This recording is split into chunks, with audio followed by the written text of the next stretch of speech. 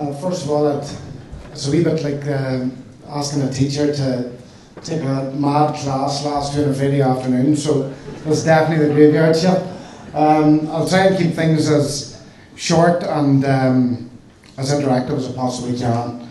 I suppose first of all, Eugene asked me, he used the word partnership. I'm a Tyrone man living on the Monaghan border, married to a Derry woman and working on Armagh, so partnership definitely is a word that's very prevalent in my house. Where am I coming from? I suppose first and foremost, youth officer in my own club in Ahaloo. I've also been involved in coaching club level this year with Ballybay and Monaghan. We were beating the county final a couple of weeks ago by Scottstown. Teaching St Ronan's and was involved with our Recruiting and Holding Cup winning team, and I managed the Derry under-20s, and we were fortunate enough to win the Ulster under-20 championship this year. And I've also managed my own county Tyrone from 2011 to 2015. I suppose the first thing I would like to stress is looking at how we gauge success. If you look at left or right along that continuum, I can assure you that success is very, very different for those three groups of institutions, if you like, that I'm involved in. For my own club, I'm coming from a junior club in Tyrone where we struggle to field. We struggle to field at under 16, we struggle to field at minor. Where success for us, literally, is competing in every single game at every single level. And it's as crude as that.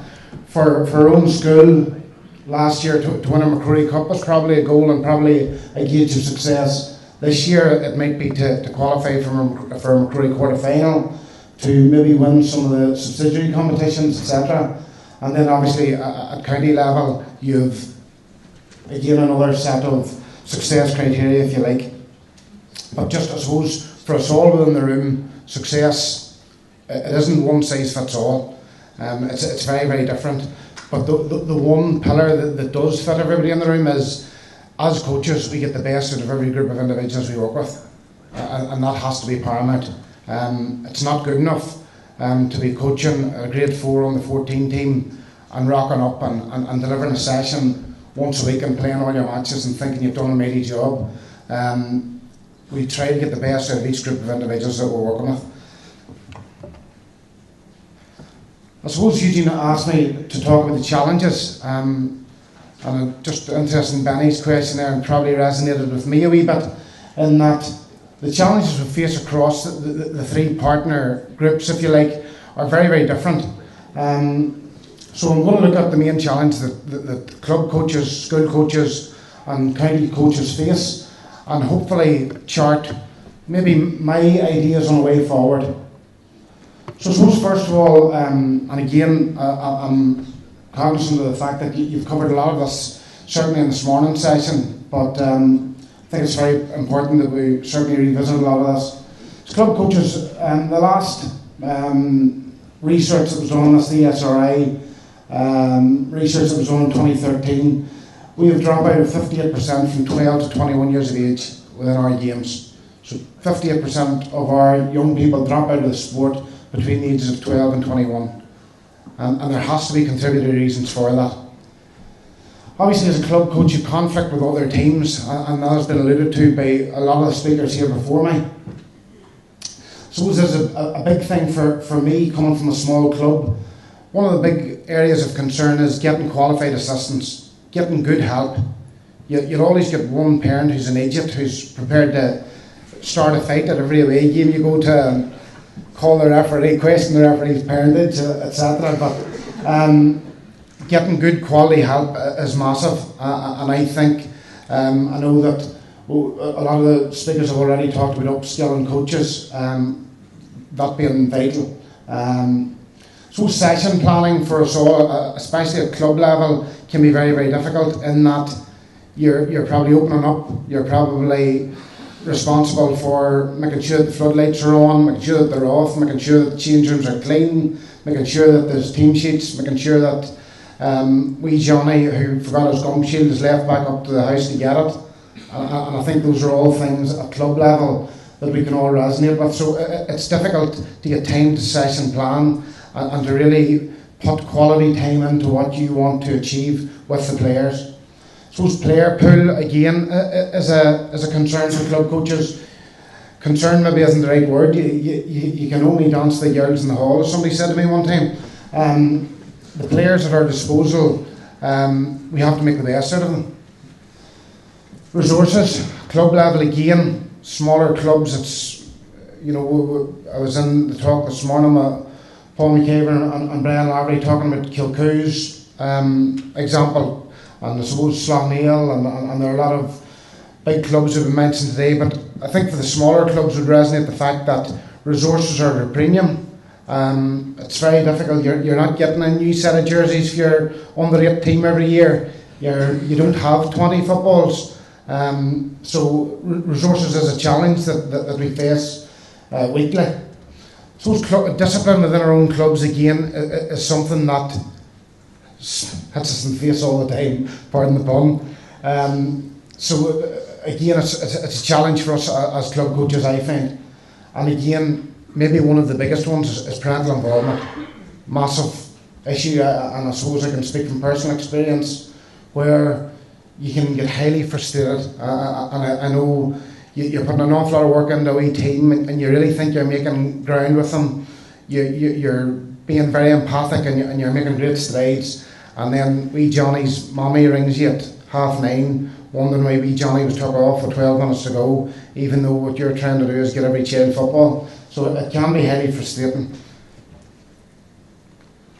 suppose from school perspective, and you'll see the conflicts are different, but sometimes they're very similar as well. Conflict with other teams, and Brian has already mentioned that, and I'll hopefully come with maybe not a solution, but maybe my thoughts on the way forward.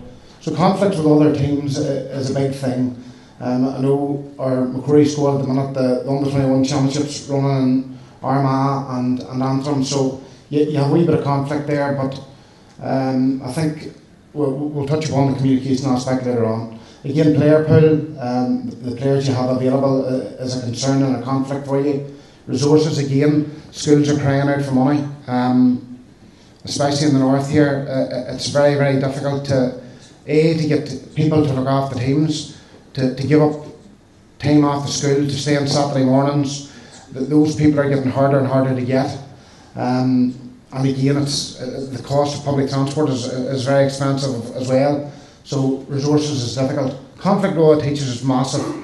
Anybody who teaches in a school, looks after a school team, will know exactly what I'm getting at here.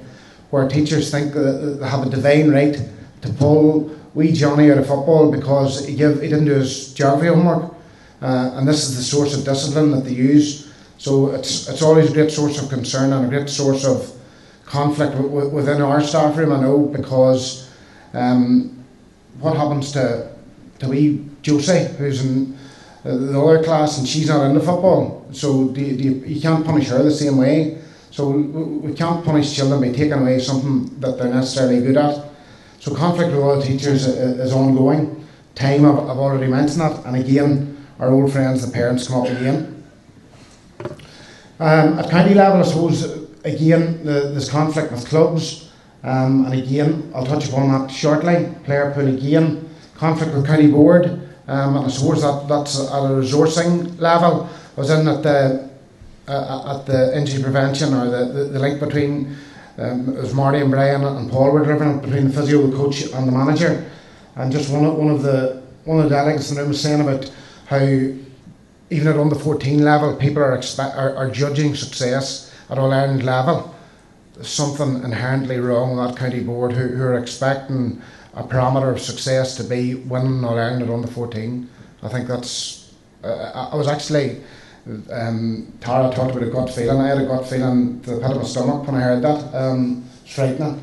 Again, parental involvement. Anybody who's involved with county minors, to a lesser extent I've had it at under 20 level, but definitely at minor level you would have it where parent doting daddy ringing you up wondering why wee Johnny isn't getting a fair crack of the whip. I suppose the big thing at county level is that pressure to succeed. That just takes on life of its own, I suppose. And you know, Brian has been involved in Cork, and Paul involved with Armagh, myself with Throne Derry, that there is a pressure there to win things, and I suppose that's maybe a wee bit different. I suppose one of the other pressures to succeed links in with social media. We all have those faceless assassins now, hide behind a keyboard warrior to fire abuse. So I suppose coaches who are involved in elite level just to stay away from social media where possible. Stay away from discussion boards and all the rest. There's nothing to read there, nothing to see here, move on. I think that the expression is. Where's the link across the three partners? So what do we all want? We all want player availability. We all want player improvement. We all want our players to perform at a high level. And ultimately, we probably all want success. So I'm going to look at player availability to start off. I suppose the first thing I want to talk about player availability is that partnership, and where the partnership is strong, the likelihood that players will be available will be stronger. I suppose when we compare ourselves to other sports, therein probably lies the problem. Footballers in our own clubs are that move through the systems that we have in place to play county football are invariably playing club, school and county football. Whereas if they're involved in a soccer setup, they're probably playing minimal amount of school football and they're involved with the club. The only representative stuff they'll do is Milk Cup. Whereas if they're involved in rugby, they're involved with school or club. If you're in one of the top grammar schools, the likes of St Michael's, Blackrock, Methody in the north, they're playing club rugby and nothing else. They don't play for Methody and then line out for Harlequins on the 17s on Saturday. They're only serving one master. So we'll come to that in a wee minute. So to put the question mark after partnership. The reason the question mark is there, does that partnership exist? From a personal point of view and being at the coalface across all three areas, unfortunately that partnership doesn't exist. It needs to exist better. If it were to exist better, I think we would have better footballers. And we wouldn't have 58% of our young people dropping out of the game between the ages of 12 and 21. I think we forget as well here. So say for example, I'll take a snapshot of a 16, 17-year-old footballer. And they're playing with Ballyhagan, and they're playing with St Ronan's, and they're playing with Armagh under 17s. My question would be, so they're serving all three masters, and they're under an awful lot of pressure, and they're training an awful lot, they're doing A-levels, and you all know the links with all those things. Where's the adult in the room? Where is the adult in that relationship?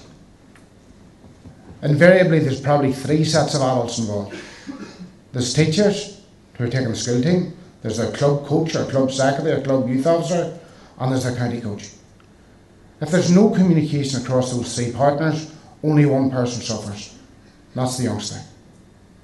And that drives their disaffection, that drives their route down the M1 at 100 mile an hour away from our games.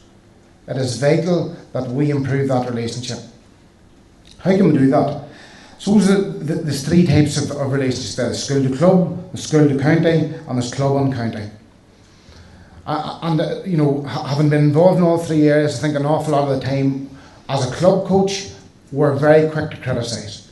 We are so quick to criticise. Well, sure, them boys are away with St Ronan's there, and they're out on a Monday and a Tuesday and a Saturday, and sure, we don't know what they're doing. How many times, as a club coach, have you picked up the phone and rang that school coach to say, listen, just checking in, how's wee Johnny from our club getting on in Proypan? How's wee Fiona, who's playing with the third year girls, how's she getting on? And it's something that I have tried to do this year with my own club, touching them in the school. Touching them in the school and seeing, what is going on at the school level, how are our own youngsters getting on. And then when you're giving feedback to the child, you're giving feedback to the parent, you're coming from a much more informed position. Because, so whenever wee Johnny's mommy rings you to wonder why you took him off for 12 minutes to go to put on somebody else, you're able to make an informed appraisal of how they're getting on and how they're getting on in school and across those three areas. So it's so easy to pass the buck, and it's so easy to pass blame to blame across the three stakeholders. We have to pick up the phone and be the adult in the room. Be the adult, pick up the phone, contact the other stakeholders and see where that child or that young person is at. If we don't, we're going to have more and more people walking away. The threat to our games is bigger than it has ever been before. Like I know as a yearhead in school, sir, can my wee daughter get out today? She's going to show jumping competition. He's taking part in a swimming competition. He's taking part in a golf competition. There are so many other outlets for young people. So we have to make our games appealing, and we have to have it that the player is at the centre of all that we do. Just moving on again. So just try to improve that link. And again, this is very crude. Please don't read too much into this.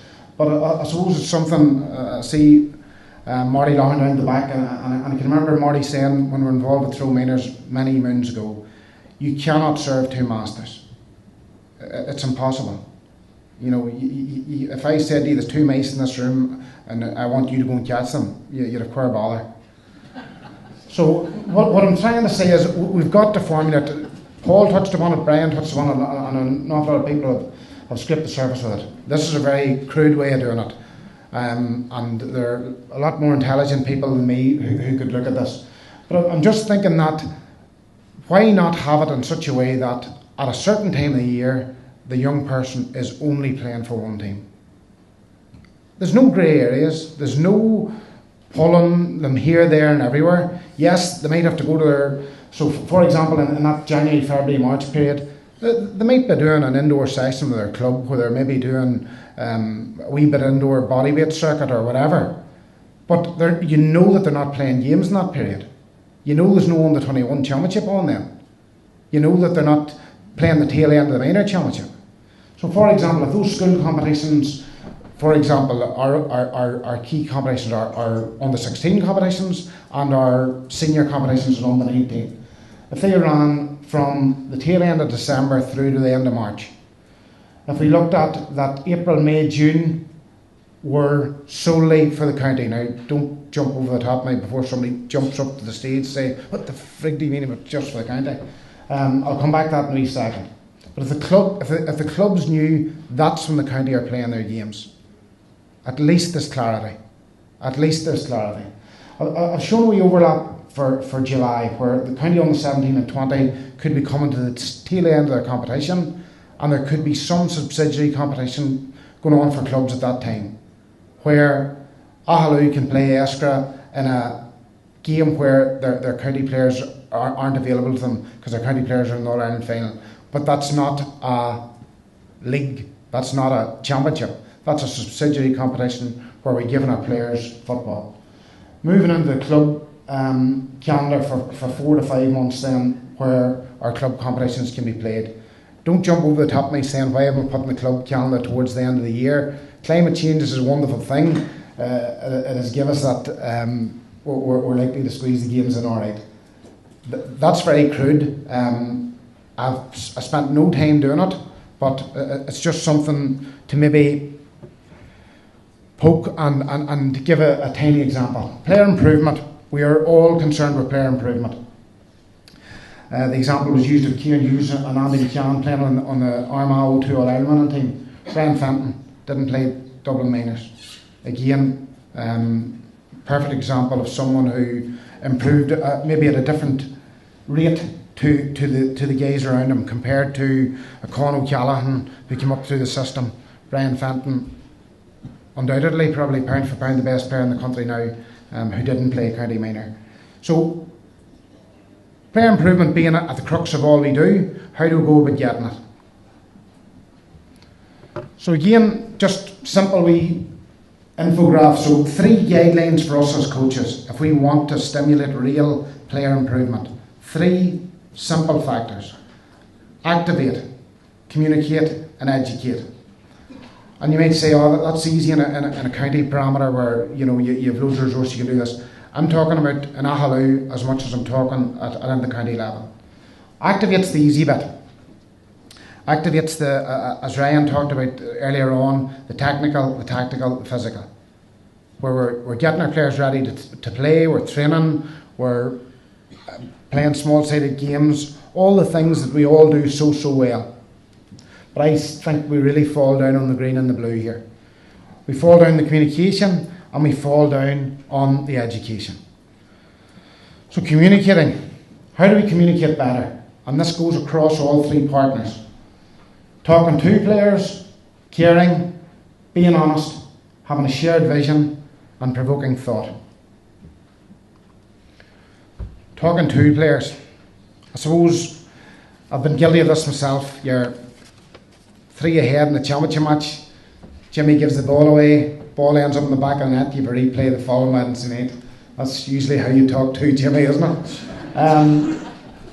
We've all been there. But I suppose the big thing I want to really hammer home is that you talk to the young person the way you would want your own child talked to.